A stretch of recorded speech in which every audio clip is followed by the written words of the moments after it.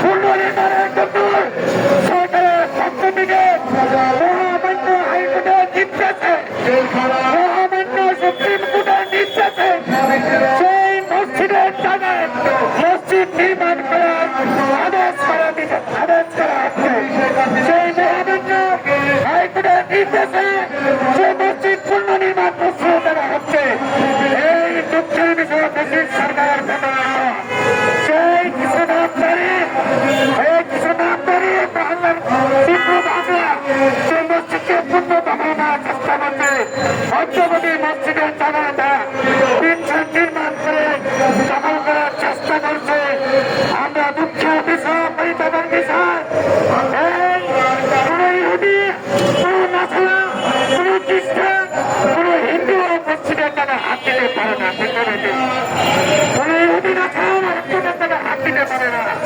তাই মাননীয় অন্তর্বর্তী সরকারের দৃষ্টি আকর্ষণ করছি।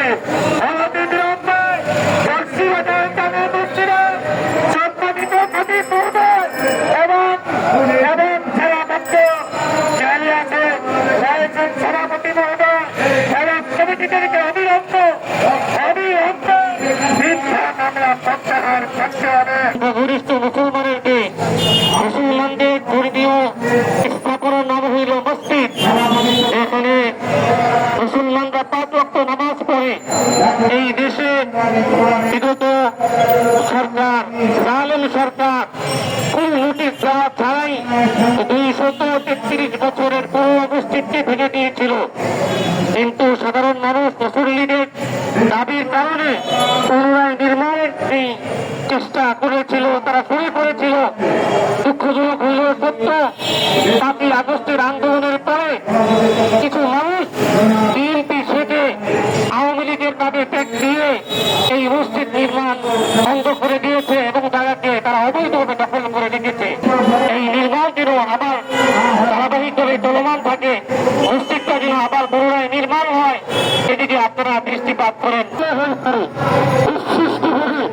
তারা নতুন করে বিএনপি নাম দিয়ে মসজিদের জায়গা দখল করে বাড়ি নির্মাণ করতে চায়।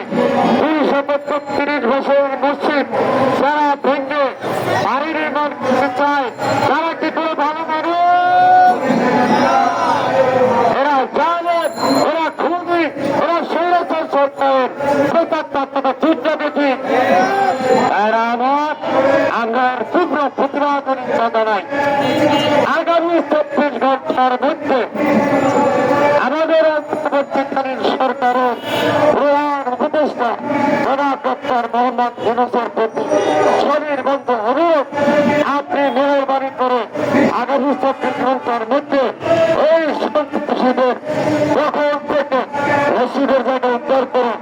সবচেয়ে আল্লাহর কাছে প্রিয় জায়গা হলো, উত্তম জায়গা হলো মসজিদ। সেই মসজিদের জন্য তোমার এই বন্ধারা এই নিরলসভাবে কষ্ট করে প্রেস ক্লাবে সমাবেত হয়েছে, সাংবাদিক ভাইয়েরা সমাবেত হয়েছে মসজিদের পক্ষে। আল্লাহ তুমি আমাদের এই আন্দোলনকে সফল করো। যারা মিথ্যা মামলা দিয়ে খতিব সাহেব সহ মসজিদ কমিটিকে হয়রানি করছে, মিথ্যা মামলাকারীদেরকে তুমি হেদায়েত দান করো, মিথ্যা মামলাকারীদেরকে তুমি হেদায়েত দান করো। আল্লাহ তাদেরকে শুভ বুদ্ধি উদয় হয়, তাদের অন্তরে যেন সুবুদ্ধি উদয় হয়, সেই তৌফিক দান করো। আল্লাহ এই দেশের সার্বভৌমত্বকে তুমি হেফাজত করো, বাংলাদেশের ইঞ্চি মাটিকে তুমি হেফাজত করো।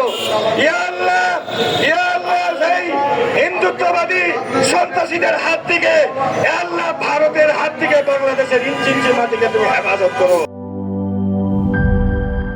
জীবনের সাথে চলে হাই-ফাই, স্বাস্থ্যকর অল টাইম, সব সময় অল টাইম হেলদি লাইফ।